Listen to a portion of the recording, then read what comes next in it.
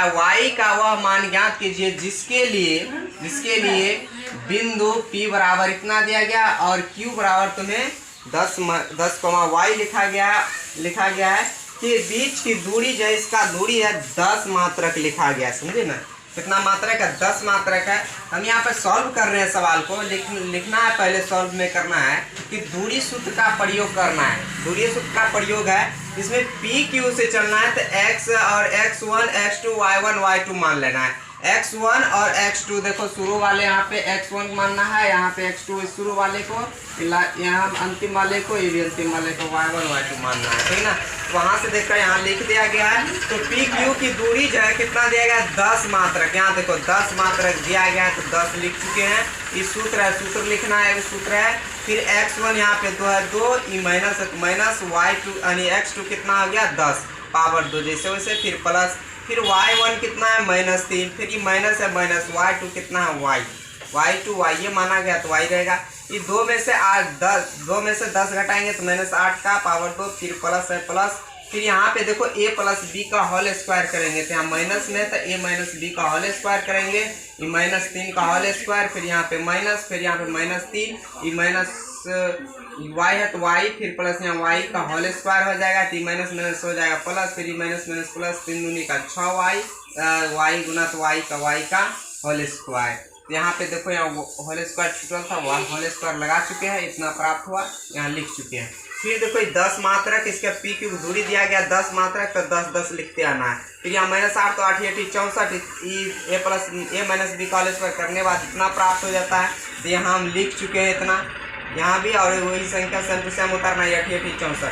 अब दोनों तरफ वर्ग कर देंगे, ई भी संख्या पर यानी पावर 2 और इसको भी दोनों वाले इसको स्टिकेट कर पावर 2, ई से इससे वर्ग यानी रूट कैंसिल, वर्ग से कैंसिल हो जाएगा। 10 गुना 10 करेंगे तो 100 हो जाएगा। फिर इस संख्या जैसे है आप देखो इस संख्या को इधर पलटना है और ये 6y है इधर करना है, ये दोनों जुट जाएगा 64 और 9 जुटने बाद कितना होगा? 73। अब देखो y को इधर करेंगे, 6y को इधर करेंगे, 73 को इधर करेंगे, प्लस में है ना, इधर माइनस में नहीं है, नहीं प्लस में, सिर्फ में यहाँ प्लस में है तो प्लस में इधर आकर माइनस में इक्वल टू क्या मान लेना है? 0।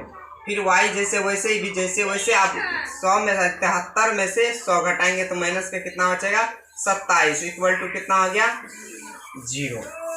अब देखो अब हमको पुराना है ये एक संख्या, यहाँ कुछ नहीं, एक छुपा हुआ है, 1 और 27 को खंडन करने पर हमको कितना पुराना है? बीच की संख्या 6 पुराना है। तो कितना खंडन लिया गया? खंडन करने पर 27 से कम 27 रह जाएगा, 3 से कटेगा 3 तिया 9, फिर 3 से कटेगा 3, तो कितना पुराना है? 3 गुना 3 गुना 3 तो 3 तिया 9, आई घटा कर देते हैं 3 तो हमको घट कर कितना चलाएगा? 6। प्लस में 6 का रहा, प्लस में आ गया 6।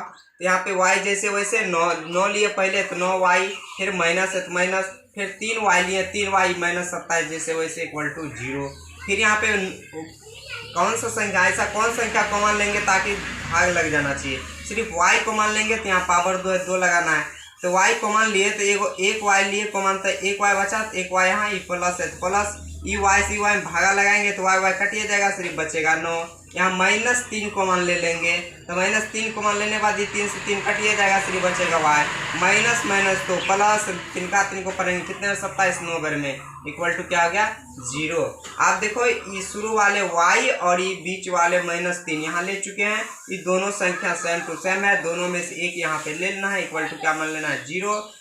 0 लिख चुके हैं। यदि y -3 इक्वल टू 0 तो y को बाहर करेंगे, माइनस में 3 है तो यहाँ प्लस में चलाएगा, फिर यहाँ पे यदि फिर इसका लेना है, फिर यदि y फिर प्लस 9 इक्वल टू 0, y को बाहर करेंगे, प्लस में 9 है तो इधर माइनस में, अतः y के मान जो है 3 और -9 आएगा। इसका आंसर यही रह जाएगा, माइनस सिर्फ 3 और 9, माइनस का 9 हो जाएगा।